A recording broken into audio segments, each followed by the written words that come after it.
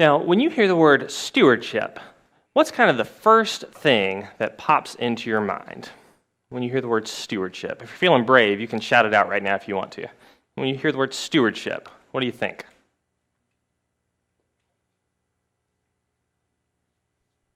I can't believe this. The people upstairs in traditional were very willing to yell out. I thought it was going to be hard there. Well, let me tell you, the first answer in traditional was money. Right? Now, a lot of people had other things too, but the first answer was money, and very many of them came back to money. These two concepts about stewardship and money, it's very, very tightly associated in the Christian mind. We almost have like two versions of English. There's standard English, and then there's Christian English. And in Christian English, we've got some words that we don't have in standard English, and sometimes in Christian English, words mean different things than they do in standard English. And in Christian English, we have pretty much taken the word stewardship and turned it into a euphemism for money. Stewardship season is the time of the year when we talk about money. And in most churches, stewardship is basically about filling out a pledge card, telling the church how much they can count on you to give the next year. And that's what stewardship is. Now, of course, the real meaning of stewardship is much, much broader than that. You don't hear the word stewardship out in the real world very much in standard English, but if you do hear it, it never means filling out a pledge card. Stewardship is not a pledge card. Stewardship is about taking care of something that you have been entrusted with. And that's why for the next few weeks we're in this series that we're calling Reimagining Stewardship, because we really want to recapture some of that real meaning of the word stewardship, which is just about taking care of what God has given us. And if we can recapture that original meaning, then that makes so much more difference than these pledge cards here, really. Because at the end of the day, the pledge card is really not very important. And the finance committee might not want me to say it exactly that way, but it is really true, right? That if we as a people, if we really understand stewardship as taking care of what God has given us, and if that's a hallmark of our lives, then we do not need these pledge cards. They're just extra add-on. And conversely, if we do not understand stewardship, if caring for what God has placed in our hands is not a pattern, a rhythm of our everyday life, then no amount of stewardship pledge cards is going to save us. It really all begins and ends with stewardship. It begins and ends for caring well for what God has placed in our hands. Last week, we looked at how stewardship is rooted in creation, but this week we will see another foundational building block of stewardship, and that is trust. Stewardship is based on learning to trust. We'll be reading some verses from 1 Kings chapter 17, and we're going to sort of think about them as three movements in this story. We'll read it in three sections, and each section involves the use of physical resources. It's about stewardship. And each of these three movements is a story about characters who learn to trust. So the first movement comes from the prophet Elijah's life. It's in 1 Kings chapter 17. It comes from verses 1 through 6. It's about Elijah learning to trust. You can follow along in your own Bible, or the words will be on the screen.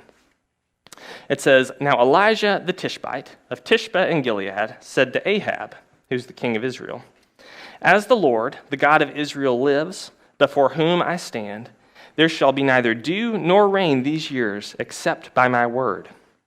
The word of the Lord came to Elijah, saying, "Go from here and turn eastward. Hide yourself by the Wadi Cherith, which is east of the Jordan River. You shall drink from the wadi, and I have commanded the ravens to feed you there." So he went and did according to the word of the Lord. Elijah went and lived by the Wadi Cherith, which is east of the Jordan.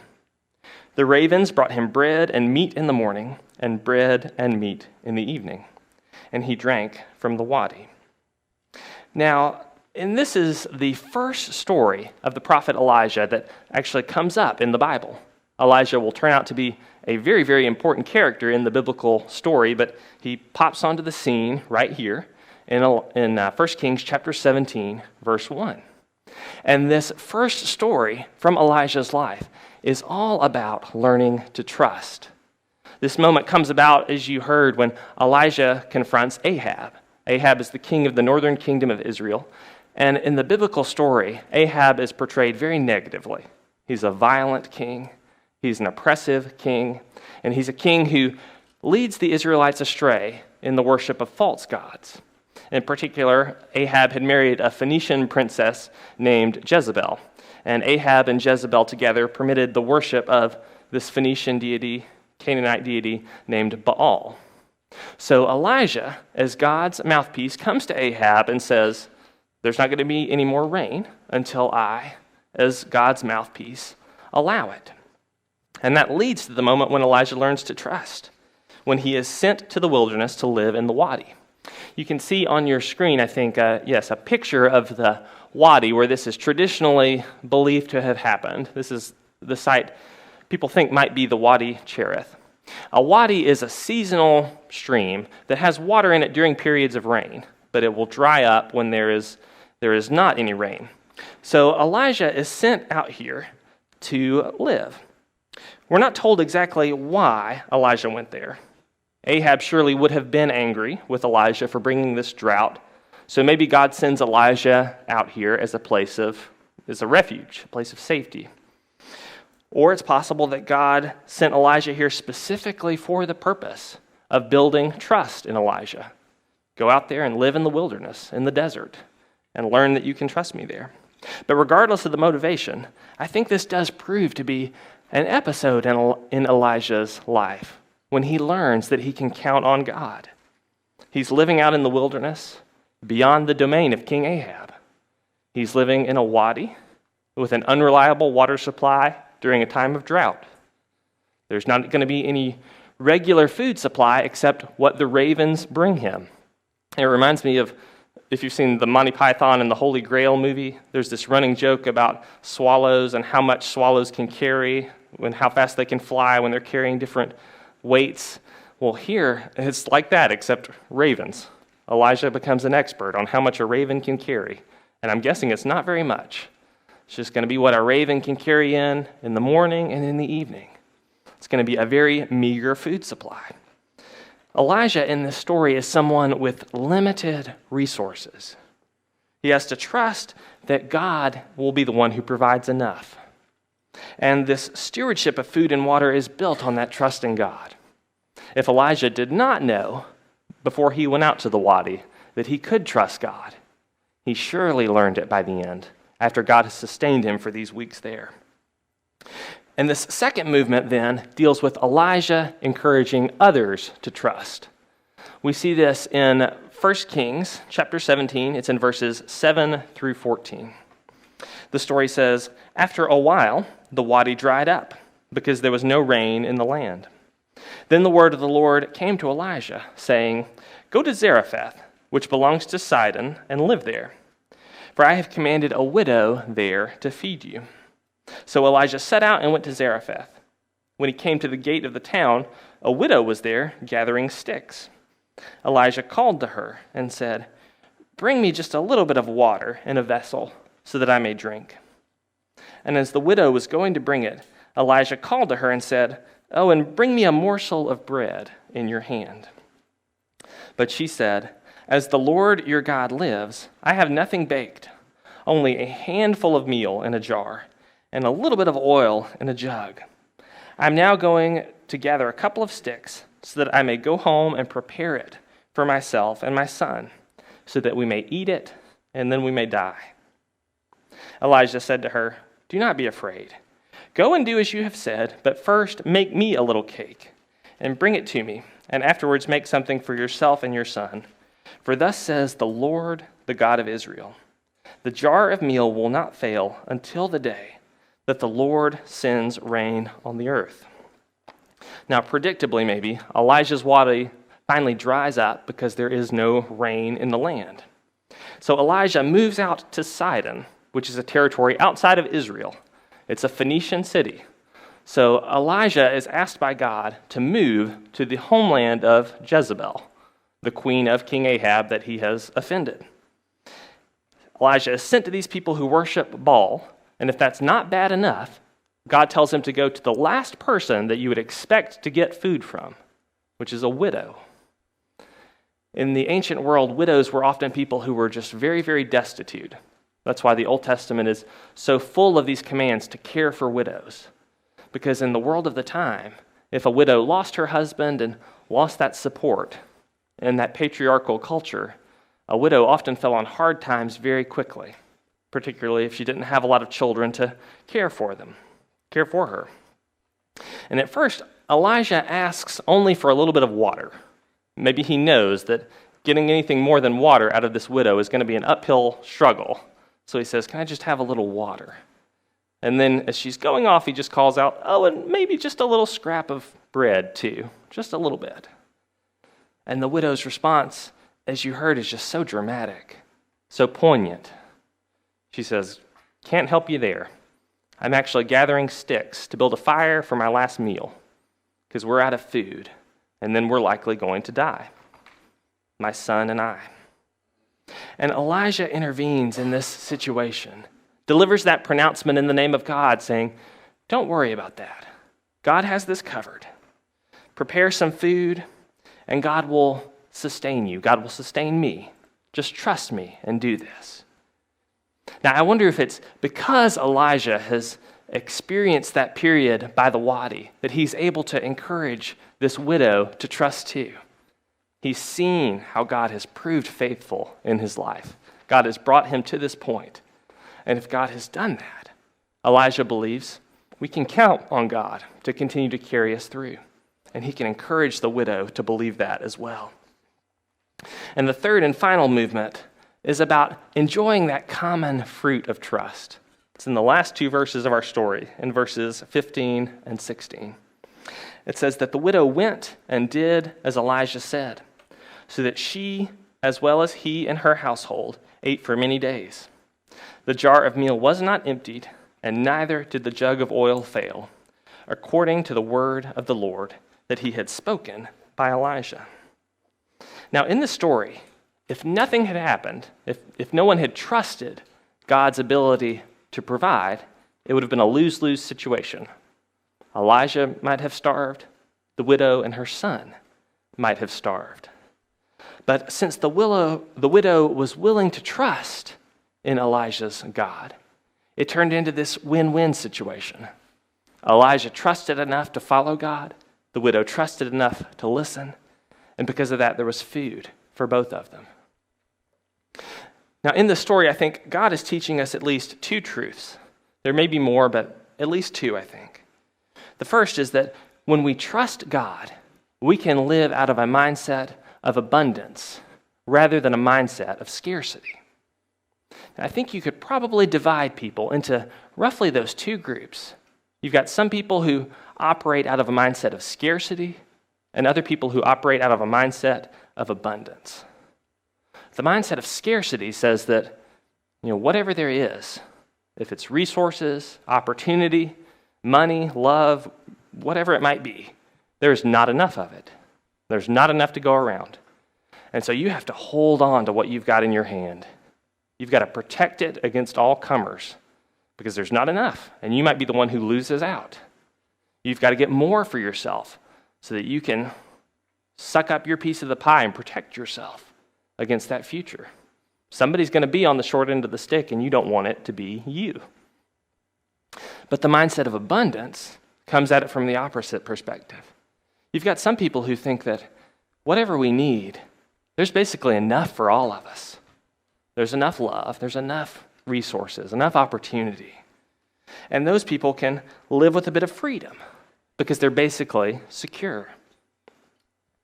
Maybe that natural human tendency is to operate out of that place of scarcity. It's almost like a survival mechanism that we've just got to be thinking all the time about what we don't have, what we need, and how we can get it. But the spiritual life is really about moving from that mindset of scarcity to a mindset of abundance instead, to focus our attention on what we do have and what God has blessed us with. Well, let me give you an example, and I think I'd really like to do it by speaking to the people who are my age or a little bit younger than me. I came of age and just barely fit into that demographic of people that we call millennials. So if you are my age or younger than me, you may recognize this. Others of you may too, but if you're my age or a little bit younger, you are the most educated generation in American history. No matter how you slice it, you're more likely to have finished high school, gone to college, got an advanced degree. You're the most educated generation. You're also the first generation that came of age with the internet. You grew up with the internet. You understand that there's a world of information at your fingertips. You know how to access it. You know how to be connected to the entire world. So on paper, you should be the most successful generation in American history. But of course, you're not. You are widely expected to be the first generation that ends its life in a worse condition than their parents. Up to this point in American history, each new generation has ended its life, economically at least, in a better place. The standard of living has always gone up a little bit. But millennials are expected to be the first ones who end their life a little worse than their parents. To be the most educated generation in history, our system has saddled millennials with just a record amount of student loan debt. Because of all that debt, millennials are much less likely to be able to afford a home. And if you're a millennial, you came of age either during the Great Recession or immediately after it. It was very hard to find a job, perhaps, and the jobs that you could find paid less than you were expecting. And so because you started from such a very low place, it's going to be hard for you to reach the kind of income, salary, at the end of your career that you might have enjoyed if you had entered the job market at a more favorable time. So if you're the average millennial, you have never known a life in which you did not feel squeezed financially. You didn't feel stretched. And that's not right. Don't hear me say that that's a good thing, because it's not. It's not right. It's not fair. It's particularly not fair, I think, that people who are doing really, really well in our society do better and better and better, and the people who are struggling struggle more and more and more. You hear those statistics and those stories. That's not right and that's fair. Not fair. I don't want to tell you that it is. But in spite of all those problems and all that unfairness, if you recognize yourself in that kind of situation that I described there, you still face a fundamental choice. Right? You can choose to live out of that mindset of scarcity, or you can choose to live out of a mindset of abundance. Because the world is a little bit unfair either way. But whether you choose to live out of scarcity or abundance, that impacts how you interact with that unfair world that you're going to encounter either way. There's a Catholic priest named Richard Rohr who lives in New Mexico, and his sermons touch on this theme pretty often. I heard him say the other day in a sermon that once you start counting, there's never enough. Once you start counting, there is never enough. And that's really so true, isn't it? People who are very wealthy, some of them worry just as much about money as people who are very poor. Because once you start worrying about money, once you start counting, once you start trying to be sure that you have enough resources to meet all your needs, that you have everything that you need to protect yourself against the future, that you can be completely secure on your own, there is never going to be enough. That's the mindset of scarcity. You see the world in terms of lack, not in terms of God's abundance. Instead, we are called to see the world as Elijah did, living out of that mindset of abundance. And that's, I think, the second thing that this story is teaching us, that living with trust in God's abundance is really the foundation of stewardship. Once we abandon that mindset of scarcity, and once we learn to trust that God is a God of abundance, that changes how we think, how we act, how we interact with the world. If we trust that God has blessed us with what we need, then we don't have to hoard things. We don't have to fight for more and more and more. We have the freedom to use what God has blessed us with for God's own ends, for God's own glory. We can use all that's in our care, not for our ends alone, but for God's. Do you see the difference? The mindset of scarcity is 5,000 hungry people who were gathered on the Sea of Galilee, on the shore, wondering how they can eat. And the disciple Andrew coming up to Jesus with 5 loaves of bread and 2 fish and saying, I found these, Jesus, but what is this to so many people? That's the mindset of scarcity. The mindset of abundance is Jesus taking those 5 loaves of bread and 2 fish, blessing them, multiplying them, picking up all the leftover pieces so that nothing is wasted. That's stewardship of God's abundance. The mindset of scarcity is some of the churches that Paul founded. When Paul was taking up a collection for poor Christians in Jerusalem, and Paul would write to these churches that he had founded, and they would say, gosh, Paul, things are hard here too. Times are tight. I don't know if we have any money to spare. And Paul writing back with the mindset of abundance and saying, no, you've got it all wrong. You remember the generous act of our Lord Jesus Christ, that though he was rich, for your sakes he became poor, so that you through his poverty might become rich. There's always something to spare. That's stewardship based on God's abundance. The mindset of scarcity is the widow in this story who says, as the Lord your God lives, I don't have anything to give you. I'm just gathering a handful of sticks so that I may go home and prepare it for myself and my son, and we can eat it and we can die. But the mindset of abundance, that mindset of stewardship, is Elijah saying, don't be afraid. Do not be afraid. Go and do as you've said, but first make me that little cake. Bring it to me, and afterwards make something for yourself and for your son.